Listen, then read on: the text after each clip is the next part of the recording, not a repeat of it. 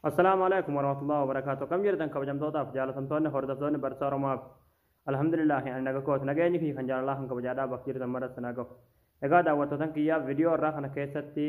رقم سنجر في توك يمكن رقم سنجر كده توك ولينا لا رقم سنجر في دمال يمكن رقم سنجر كده دمال جتني وانا قاعد تاني شودا يرو مسنجر أنا ما تكون ولا في بلبل تاني يمكن نمن تاني بلبل يمكن إسنا ما بلبل تاني شودا yeroo nama sanarraa bilbila cuftanitti jechuudha sagaleen bilbilaa suni ni ukkaama jechuudha isin galee wanni kun torbee ga'ee jira gadu fe'e yeroo sagalee itti dabaluudhaaf yaaltaniis isiniif hin dabalamu jechuudha isin galee wahuu wanni jijjiiramu tokko illee hin jiru jechuudha hanga jawwaala san cuftanii deebitanii bantanii hojjachiiftanitti sagalee suni hin dhagahamu kanaafuu furmaata har'a isiniif fideessan dhufe yeroo miseenjaraa nama walii bilbiltanii nama sanarraa cufattanii sagaleen bilbila keessanii sun isin jala ukkaama jechuudha jawwaala keessan cuftanii banuu osoo hin taane haala osuma jawwaala keessan cuftanii hin banin sagalee bilbila keessanii kan isin jala ukkaamame san osoo bilbila keessan cuftanii hin banin haala sagalee san noormaal marratti deebisuu dandeessan isin barsiisa. Egaa daawwattootaan kiyya warroonni YouTube chaanaala keenya afaaraa taatan baga nagaa nuuf ta'ee YouTube chaanaala keenya subscribe godhachuun nutti yeroo subscribe gootan baruun sun asirratti dabarsinu guyyaan nama dura akka isin bira ga'uuf mallattoo notification san kilii kitti godhaadhaatti booda all ka jetturra kaayyadhaadha. akkasuma barumsa garaadhaa isin darbee YouTube channel keenya irratti seenaadhaa waan isin baradhaadhaa barumsa keenya isin tolee isin gammachiise video keenya namni baay'een arge kan rafaatu video keenya like share waliif gochuun dagatinadha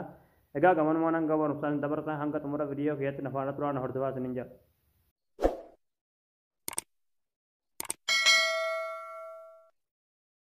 hayyee daawwattootaan kiyya yeroo messengeraa nama walii bilbiltanii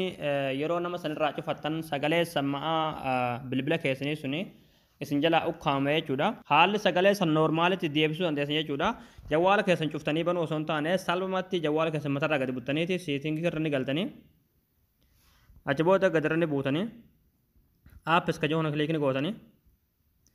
achi booda appilikeeshiniiwwan kana keessa messengeraa barbaadanii